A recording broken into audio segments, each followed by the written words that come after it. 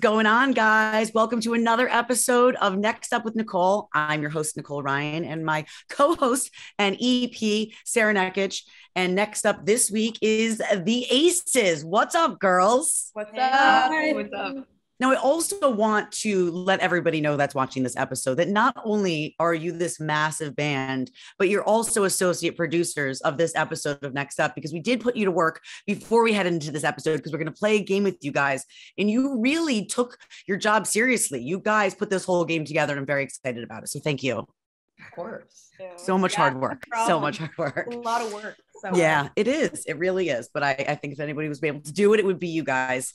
So thank you again for being here. It's so fabulous. Sarah has spoken about you, I mean, ad nauseum, to be honest. She loves you. She's a super fan. She has really gotten me to, start to stand you guys as well. You've been a fan for how long, Sarah? Since I was in high school, and I'm like 23, gonna be 24, so a bit. And I've seen you guys for years, and you guys were the first fan account that I ran as a stan, and now I work in the music biz, so very much stan to working in the biz pipeline. But yeah, that's a serious glow up. That's sick. Yeah, right. Pipeline. I know. So she's given me a lot of background about you guys and has really gotten me into you guys, and I think we're both super excited for you guys to continue to grow and become the superstars that we know that you are. So let's go back to the beginning. You grew up in Utah. You guys met each other in elementary school. Is that correct? Yeah. Okay. So you met each other in elementary school. What was the music scene like in Utah? What was it like? How did you come together? Set the scene for us. Yeah, we were just kids. So Elise and I are sisters. So we grew up, we just started playing music together because our older brother was in punk and metal bands, and we thought that was really cool. So we just decided that we wanted to play music together. But, growing up in Utah, playing piano is really common and stuff. So our mom wanted us to play piano and stuff, but we were like, no, we want a guitar, and Elisa wants drums, and we want to we want to play music. We just don't want to do it in this kind of traditional church setting. And so we started playing music, and then we'd known Kenna since we were just little kids. We went to kindergarten together, and so we've been best friends basically our whole lives. Right. And we were just like, yo, Ken, you should be in our band. You should get a bass because we need a bass player. So learn it. learn the bass, and you're gonna be the bass player because you have to be in our band. You're our best friend. And then her dad got her a bass for Christmas. No, Santa did, not my Oh, dad. Santa. Santa did, yeah. Get it right. And so we started playing together and practicing together, and we just really loved playing music together, and started trying to gig around locally in our hometown, just at wherever anyone would let us play. At a point, we would pay to play at a point. We're just just let us play. Yeah, we were so young. There wasn't really we couldn't tap into the music scene quite yet because 8-year-olds and 10-year-olds can't really pull up to venues and bars and see what the scene is. We were You just can't? I don't know. Maybe it was different in Utah. I don't know. I don't know. I mean, Right. honestly, it kind of was in a way. We could play some venues just because they didn't serve alcohol, which was cool, and that helped us at a young age to get on stages. But yeah, early on, it was just band practice in the basement, playing the local carnivals, playing birthday parties. We would kind of just play anywhere anyone would let us play for a long time. Yeah. I met Katie in junior high, and she's an amazing guitar player and a really good friend of ours. And I really just played guitar to sing. And I was like, we need her in our band because I can't hardly play guitar. So we had started playing together. We just played this talent show together, and we're like, hey, would you want to play with us? And she's like, yeah, totally. And then it never stopped. We're a band ever since, from the time we were 13, us four. And yeah, like Elisa said, the music scene in Utah was actually really great for a young band because we grew up in a pretty religious town, and so they didn't serve alcohol in this local music venue called Velour that all these college bands and local bands would play. So we were very early able to start gigging and playing and performing on stage and stuff because there was no alcohol in the building, so any age could be there. Right. So that was to your benefit, actually. It was Yeah. So we couldn't play in Salt Lake really ever. We just played in our hometown and down in the county because Salt Lake couldn't get in. We were too young. But we started, in Provo, and the reason we could start playing on the stages because they didn't serve alcohol. So we got it, like, as 14-year-olds, we were just like working our asses off trying to like get on these stages. And it was actually really, I think, a pivotal part like of our development as a band was getting to play like that. You know, I mean, I know you guys grew up, like you said, a very religious town, and you all grew up Mormon. Did that affect your sound, any of your choices? How did your family react to you wanting to do music and be in a band? What was that like for all of you? Yeah, I think that music is definitely a big part of the religion. Like, you're definitely like encouraged to grow up playing instruments and singing. There's like church choir, all that stuff, you know, like most religions incorporate a lot of music. So we were definitely encouraged from a really young age to be musical, which I think was a big part of it. I'd say the main way that it probably influenced us is just like, you know, growing up, like not really partying or drinking or doing anything that was like traditionally like teenager vibes. We just like more focused on playing music, and like we'd spend our weekends like gigging and like performing and stuff like that, rather than like partying like normal teenagers probably would. So I say it benefited us in that way. But yeah, I think outside of that, it didn't really influence like much of the sound or anything like that. It was more just like kind of, you know, music and like hobbies like that kind of took the place of other activities, I guess. Yeah. I feel like it also helped like prepare us a lot for being like women in the entertainment industry, because like it was so rare to be women doing what we do when we were growing up where we grew up. And so we got used to, you know, like kind of having to do things differently and like not worrying about what people think as much. So I feel like that helped prepare us a lot for then going into the entertainment industry and like kind of still being the minority doing that. You guys started as the Blue Aces, not the Aces right away, as a super fan like myself would know. You guys started out with kind of like an alternate like rock sound, and like you guys still are in alt rock, but it definitely evolved. What was the difference between the Blue Ace sound versus like the Aces sound that you slowly came into? I think we just didn't have any other resources but like a guitar and like an amp. So we just ripped it in the way we could, you know, and I think our songwriting, you know, just developed into what it is now with just a lot of practice. You know, a lot of those songs that we wrote with Blue Aces, you know, like it was all just like learning how to be a songwriter, and just like we just would bounce off of each other and write songs together. And there's something really beautiful about that start. And then, you know, evolving into traveling to Los Angeles and getting to work with a ton of different producers and writers, and you know, your sound kind of just evolves that way because you just have more resources, and you just you know, there's just more to experiment with and like more to do. But I think that sound will forever, I think that's why our sound is kind of like, it has those kind of like garage band roots, but right. I think it's just getting more and more polished the older we get. Like we're getting better at like honing in exactly what that sound is, and like cleaning it up, I would say. And I mean, when we were kids, we were also heavily influenced by like bands like Paramore, and I think we had those kind of influences, which is why we made also that kind of music. But I remember when we were starting to write to figure out what is it that we really want to sound like, kind of having that in the back of our head of like, oh, maybe we do need to be more alternative, or people won't take us seriously for being 4 women playing like more pop music. Do you know what I mean? Like, there was that kind of mental battle of how we were going to be seen. Which sucks kind of, that you have to even think about that. Like, instead of just playing the music that you want to play that is true to you, you have to think about how the industry and how the audience is going to, you know, receive it. Right. Yeah, totally. Definitely. I think that like women are very quickly put in a box, especially we found as being an all-female band. People have a lot of preconceived notions about you, and they're going to decide whether they like you or not without even hearing your music a lot of the time.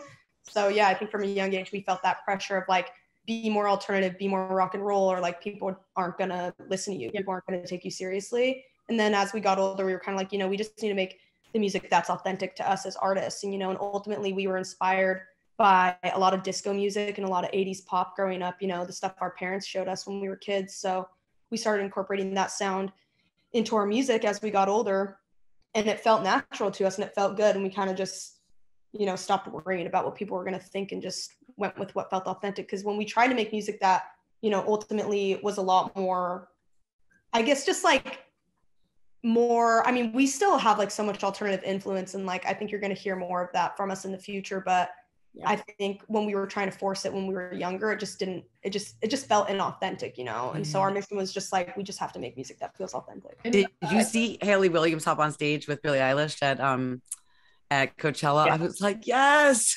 That's It was she sounded amazing. She sounded she just always sounds amazing. She's just like the fucking, like an icon. Totally. She's just incredible. And I think, I think we're really like multifaceted artists as far as our sound goes. I think that we love to experiment with all different types of sound. And that was something that was also really hard to grapple with when we were first putting out our music. And like, as an artist, it's just like, we're the type of artist that I think every single record, you're going to get like a little bit of a new flavor from, like, you're going to get something different where, I think there's different types of artists, and there's artists that kind of like really hone in on this one sound. And then they just make multiple bodies of work that are just like this world of one sound. And then there's artists that, every record, they're kind of like restless and they want to try something different while still maintaining their identity, hopefully, And so I think we're kind of the latter. I think that we're always kind of antsy and we're always wanting to push ourselves and do something that feels kind of scary or dangerous or out of our comfort zone. Yeah. So, with this all being said, while we are like definitely in the pop vein, like we're definitely still alternative, and we're just going to like fucking fluctuate as much as possible, because I think that's just who we are. Like, we're always trying to do something new and different. I just feel like now more than ever, like genres are blending, and there's so many crossover artists from genre to genre back and forth. It's like perfect. Like, I was obsessed with Doja Cat putting out that whole cover, because I was like, that's so sick. Like, seeing her cover, what did she cover? Celebrity Skin? Yeah. Which I'm a massive whole fan, and seeing Doja Cat do that was just like such a testament to, like, I just feel like genre is like less and less of a thing, every day. It's like, if a song's great, a song's great. That's exactly how we like to roll too. Like, we're just like, we can kind of, I think it's cool to bring in all kinds of influences. Like, on our last record, we influenced all types of shit, from like kind of classic rock to like, we even have a song that's a little more like early 2000s, like beachy, kind of like reggae-ish, sublime-ish. Like, awesome. We love kind of blending all the colors together. So I love seeing that stuff from artists. That the music industry is going in that direction, because it's just so unrealistic to expect people to like make the same music their whole lives. Like, you're constantly changing and constantly evolving, and like, it's so normal to just have different preferences and different like inspiration as an artist. So I just think it's cool that we're finally like there with music.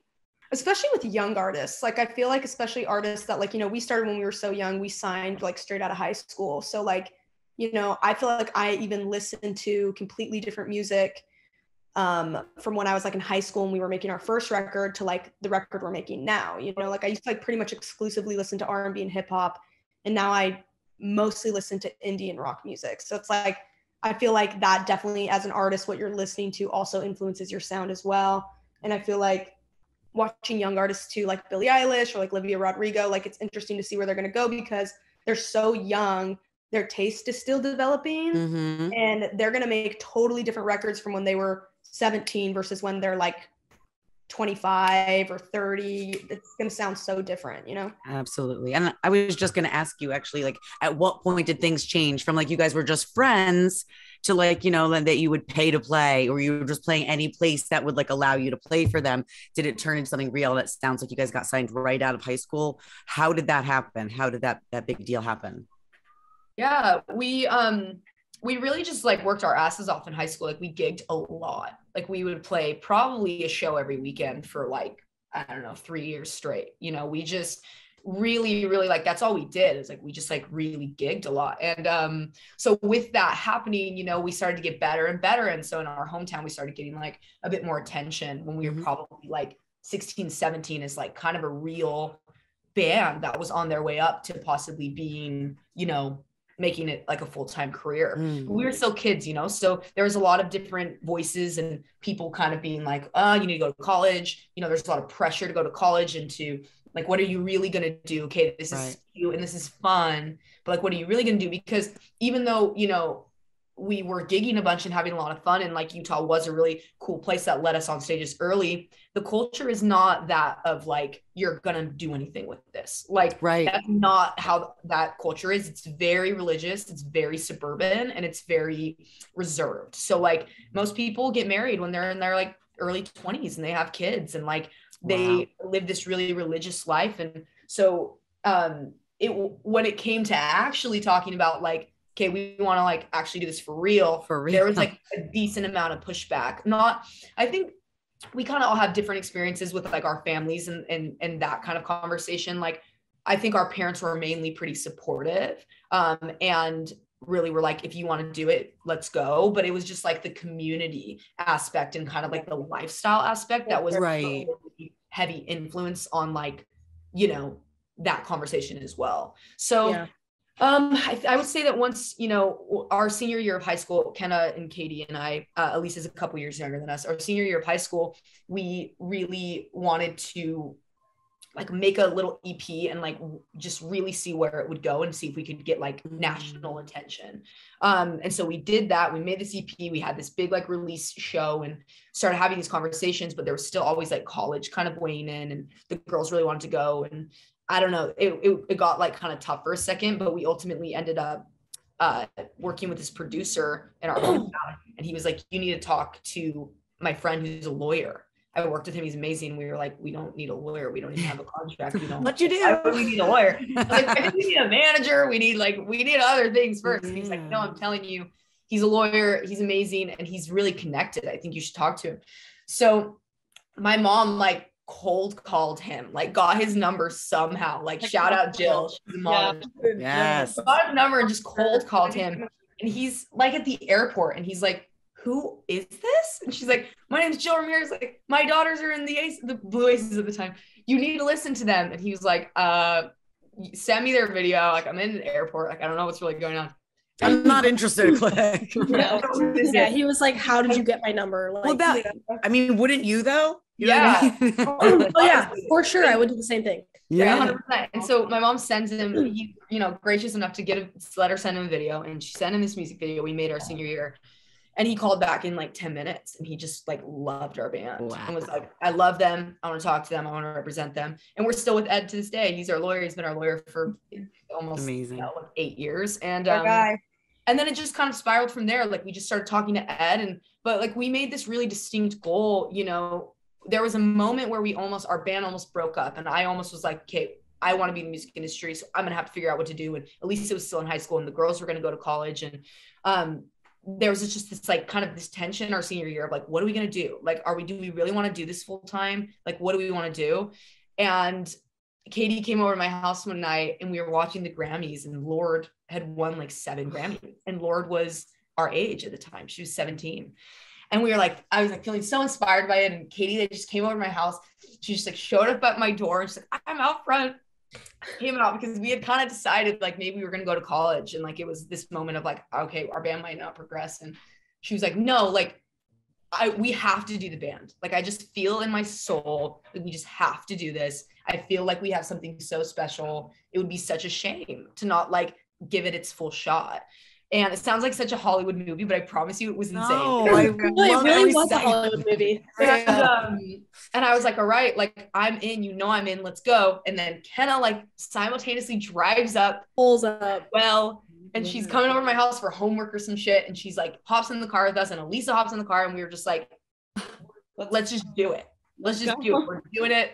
Yeah. Like, forget what everyone says. Forget like the pressure from the community. Like, we're in, let's just do it. And let's give it a full, like solid year out of high school, maybe 2 years, and just see what can happen. Who's getting the rights to this movie? This is epic. One day Elise is going to direct it. We're going to do it. But yeah, it was like a really special moment. And I think like, you know, ever since then, we just were like eyes on the prize, like fire under our asses. Like we were just going. And so we just built on that connection to Ed, our lawyer, like when we reached out to him, and then, you know, got introduced to management and started coming to LA, and then it all just kind of started snowballing. But we, you know, it was really difficult. We were working like temp jobs and like we were saving and scraping money together to go to Los Angeles, and, you know, begging our dad for any couple $100 he could throw our way. Something amazing and support. But like, it was really hard. Like we, you know, we come from pretty humble backgrounds, and like we didn't have parents that could fund this for us. We had to really work our asses off and put our heads together and ask favors of local people. Like a lot of our music videos in our first EP was like dirt cheap, and Yeah. part of it was even favors by people just being like, I make wedding videos, I'll make a video. I'll make a like, Yeah, truly DIY vibes, and just like, yeah, we just grinded our asses off for so long until, you know, we ended up about like 6 months after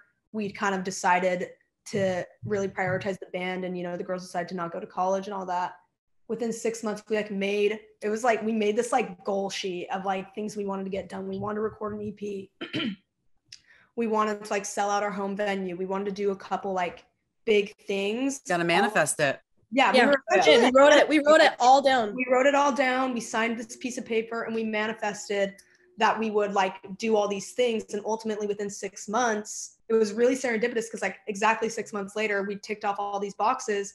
And then we got a call from our lawyer, Ed, and he was like, hey, I've been like sending your guys stuff around to managers. Lord's manager wants to have a meeting with you. He loves you guys. And so then we ended up having a meeting with our former manager, Tim, who at the time was managing Lord, and we ended up signing to Lord's manager 6 months later. I mean, I'm sorry. It's a movie. This is a movie. I know. So full circle. So like, it was like I have goosebumps all over me. It was like manifestation at its like purest form. It was really wild. We didn't even know we were like manifest. Like there weren't words for that then. Yeah, we didn't even know that was. I had no idea. Yeah. But we did sign that piece of paper, and we still have it, and it had short-term goals and long-term goals and what we needed to do, and just like we like won our local battle of the bands. It got us free recording time. We like made the best song we could, got someone to make a music video. Like we just worked with what we had and just like really kept our head down until, you know, we are where we are right now, which is you guys got to frame that, man. Yeah, let anything happen to that piece of paper one day. I better yeah. I have that somewhere still, right? I feel like I still have it. It's at my parents' house. It's at my parents' house. When we're done with this episode, someone go make sure that that piece of paper is okay for me, for anyone, if not for you, for me. Right, So we're loving getting to know you. I can't wait for the world to continue to know you. And so we want you guys to help get to know you a little bit better. We've all played this game before at a party, at a sleepover, at something, maybe at work, like as an icebreaker, but you can usually do 2 truths and a lie. We got a few more of you girls. So we're going to do 3 truths and 1 lie. You have prepared 4 things about yourselves. 3 of them are true. 1 of you is going to be telling us a lie. Now, Sarah should ace this test about the aces. Yeah. I'm hoping I can. It's cheap. Sarah knows too much. I know. Okay, so I will guess first. I will guess first. All right. Okay. All right. I'll make the first guess. So why don't you, I don't know who wants to kick it off. Tell us all of your, I'm air quoting fun facts. Elise, do you want to start? Yeah, I can kick it off. Okay. All right. So fun fact, the first time we went to Austria, we were driven around all day in a Bentley by a former Prince of Austria, and we were serenaded by the top cellist in the city, our own music. They played us like all our own music on the cello all day. Okay. In Mozart's house. Mm-hmm. Okay, that's very detailed. I'm going to talk out loud. I feel like that's very detailed, which means it could be true, but you're also creatives. So, you know, I don't know. I mean, because it's so detailed, I don't know. Okay, keep going. I'm sorry. Just talking out loud. Okay, should I go next? Yeah. Okay. Fun fact, when we were at a party, Lana Del Rey stopped us and asked to take a photo of us on her iPhone. Okay, if that's true, that's dope. Who's next? Okay. We were put front row at a Brooklyn Nets game and put on the Jumbotron for a good minute. Okay. All right. And Cristal. Final fun fact about us. We have skydived into a show via help of Red Bull skydiving team. Okay. So I do know from the research we've done that you are on that record label, correct? Yeah. Correct. Okay. I think I'm just gonna go with like my gut, because these all could 100% be true. Is the lie the Brooklyn Nets game? No. Wait, let me get one more shot. Is it the Austria one? No, it's true. Oh my God, I suck. All right, Sarah, you go. I knew all along. It's Chris. Chris is the one that's lying. Hey! When you said the Mozart thing, I remember watching you. Like you guys did like an episode where you like went to like Mozart's like house. Yeah. So that was actually insane. The fact that that's true is insane. We've done some crazy shit. We have to utilize the crazy shit we've done. Yeah. Oh my gosh. The funny thing about the skydiving is actually like we were offered, they asked us, do you want to skydive into like a particular festival we were going to do? And we were like, I don't know. What a way to go it would be, right? I can't picture any of my favorite bands skydiving into I don't know. Oh my gosh. I think love it. Hilarious. so funny. That was amazing. Good money to watch you guys jump out of a plane together and just like come down and like I mean, listen, throw that in your back pocket. I think like as your career progresses, that could be something that could be really cool. Maybe like for the movie. The movie. Exactly. Maybe for the movie, maybe for like a grand moment. Like that feels like a little Super Bowl level vibes. Yeah. Okay. I don't know. I got you. I got you. All right. Well, when So the you Aces play the Super Bowl, you can skydive in. No, we're manifesting AF today. Down, guys. So I know you guys have been touring nonstop since what, like 2018? Yeah. Right? Okay. And So, 2017 until Touring pretty nonstop up until the pandemic. Yeah. okay. Big break. So how do you feel like being on the road that much has affected you guys and, you know, helped you change and grow and evolve as individuals and as a group? Yeah.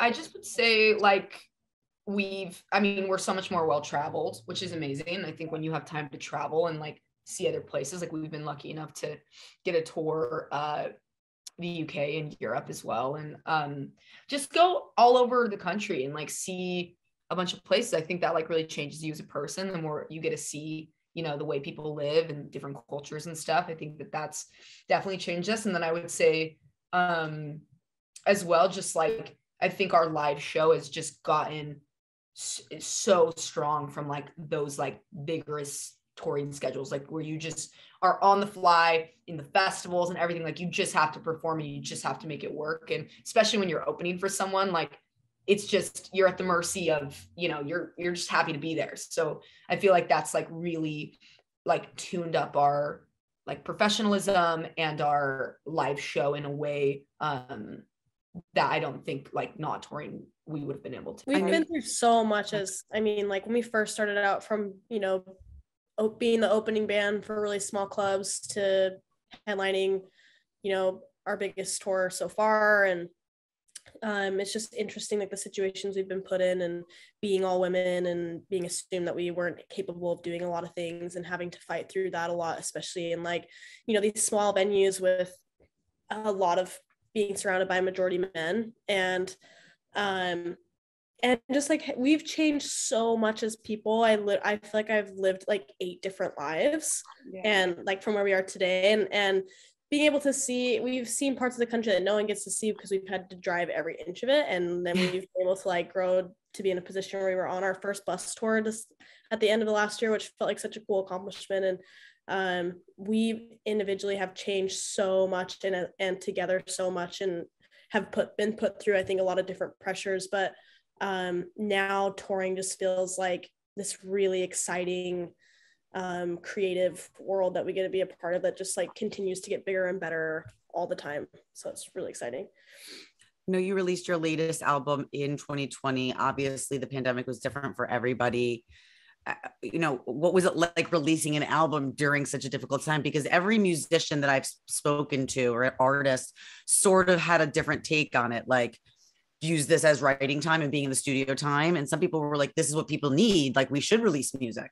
Yeah, I mean, it was really tricky timing for us because we had stopped touring to make our second record in 2019. So we kind of used all of 2019 to make Under My Influence. And then what we were meant to do was put out Under My Influence in 2020 and go on tour. But then we couldn't really do any of that. So putting out a record during the pandemic was a really interesting experience because we couldn't do traditional promo, we couldn't travel, we couldn't tour. So it was kind of like, you know, I think it was definitely in a way something for us to look forward to and like something to keep us somewhat busy during that tragic time, and it was nice to like be able to share music with fans and like give the fans something to look forward to, but it was definitely not ideal. Like, you know, would not recommend putting out it candidly sucked. Yeah, it sucked really hard. It wasn't fun to like have to not be able to like work a record that you spent a year and a half making. So it was a bit of a bummer, but ultimately I think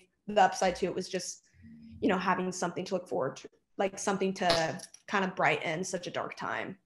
Well, I think the record that I would say the best thing that came out of that artistically was this new record that we're working on and have finished. I would say that this record that we're going to put out next would not exist without that happening.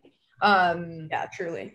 I think, you know, at first it was really devastating. I think, you know, it was, we had something to look forward to, but there was just this like grief that came with like, you know, putting out this record that we'd worked so hard on that just didn't get to be realized at all in the way that we hoped it would be. You know, and so that was hard to kind of let go any previous notions of like what was going to happen around that album or what we were going to be able to do around it, or, you know. So then after, I think once like that kind of grief settled, then we just spent like day and night in the studio, because we were just like, we want to write, you know. I think we like started going back to writing for just the sake of writing, because like obviously the world is like on fire and like you don't even know what's going to happen given any week. And so it started to, you know, I think as a group, and Elise and I out in LA at that time together, we were just like, let's just write because we like to write at this point, I guess. Like there's no real, it felt like all that little stuff, you know, wasn't important anymore. Like the, you know, success of a record or working of a record, because it's just like, you don't even know what's going to happen on the day-to-day. So it's like, what do we do just to like fill our life with joy and happiness and creativity? And like, obviously we're in a band and we're writers and we're musicians, and that's what we've been doing since we were little kids. And so the approach towards this record, like something really beautiful blossomed out of like just this childlike approach to creating and connecting back to creation for creation's sake, and not for any sort of, you know, I don't know, career gain or any expectation on what that music would be. Just like, do we fuck with this music? Do we love this music? And like, are we having a good time making it?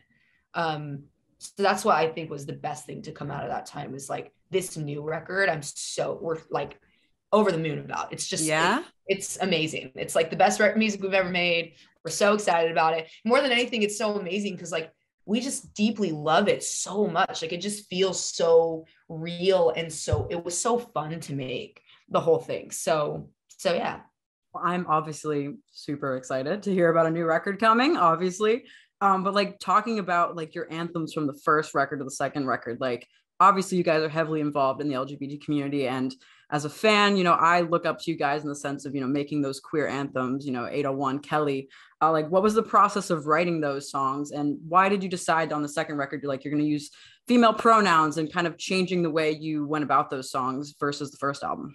I feel like it was something that we didn't like think too hard about. It just kind of came to us naturally while we were making the songs in the moment. You know, I think when we were younger, when we were making that first record, we were simply just like younger. Like we were like 17, 19, still living at home, still figuring out our identities as well. And so like writing about that, we didn't know how to write about that quite yet. And it didn't feel natural to write with like female pronouns or write about being queer yet, because that's something we were still like actually tackling in real time.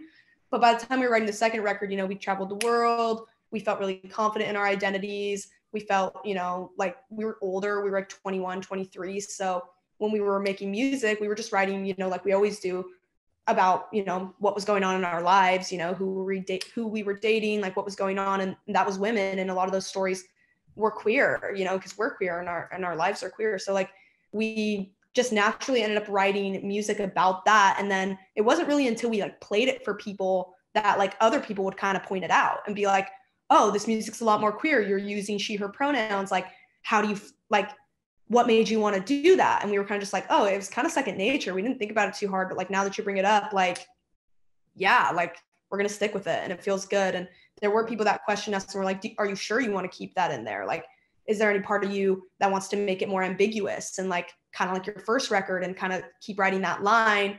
And we just really were not interested in doing that. No, thanks. Yeah.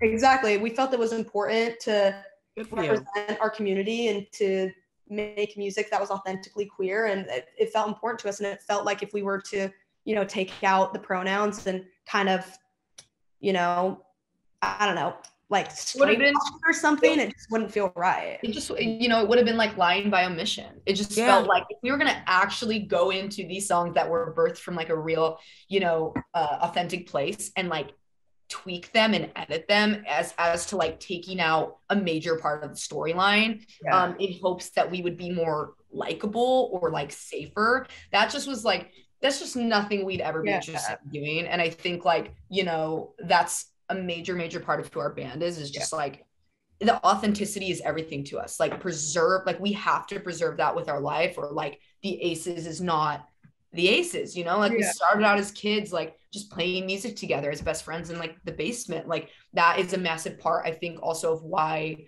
you know, our fans love our band so much. It's because I think that they can sense that and they can feel that. And I hope, I mean, at least I hope that they can. And because that's so important to us. And that's something that we'll always, you know, protect. And so when those conversations were coming up, it was just like, there's no conversation. Like, this is the music we want to make. And, you know, we're really lucky as well to be, I mean, thank God also it's just 2022. Like, let's just get with the picture, everyone. Yeah, I think so. But we also have, you know, like really amazing, our label's really amazing and our management, you know, is really amazing. And have always just backed whatever we want to do 100%. Yeah. Like they're willing to have, you know, they want to have conversations and talk it out. But at the end of the day, like we have a really amazing partners that are just like, yeah, if that's what you guys want to do, we back you 100% and let's go. So, so we're lucky to have people like that around us as well. Yeah. I feel like too, like, I don't know if people realize like how counter that is to like where we grew up, especially, and like how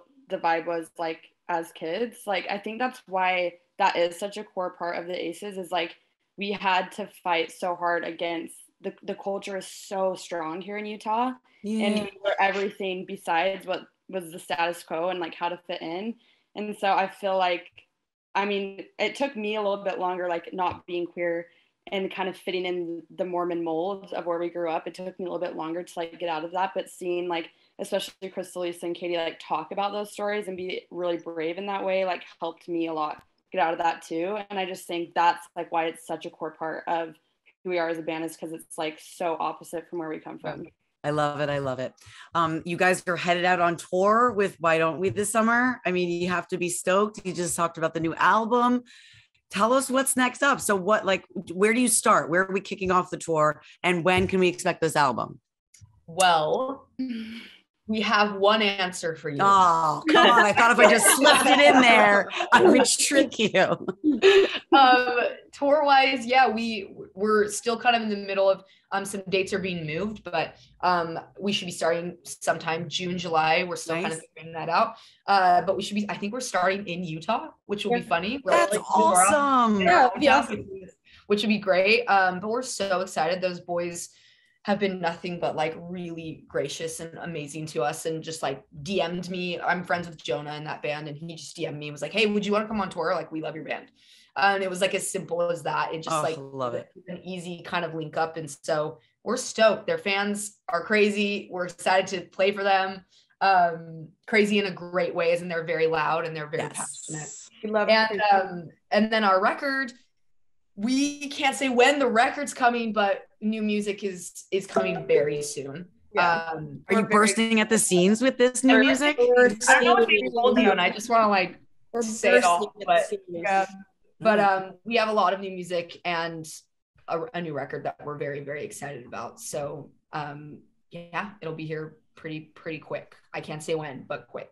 Oh my God. Well, you girls are badass. You're freaking rad. I'm so excited to know you now. Thank you so much for taking the time to hang out with Sarah and I on Next Up with Nicole. I cannot wait to see you in concert. I really can't. I will be at one of the dates on that tour. Hell yeah. Nicole, there. All right. Thank you girls so much. The Aces are definitely what's next up. This has been another episode of Next Up with Nicole. Thanks, guys. Thank you. Thank you.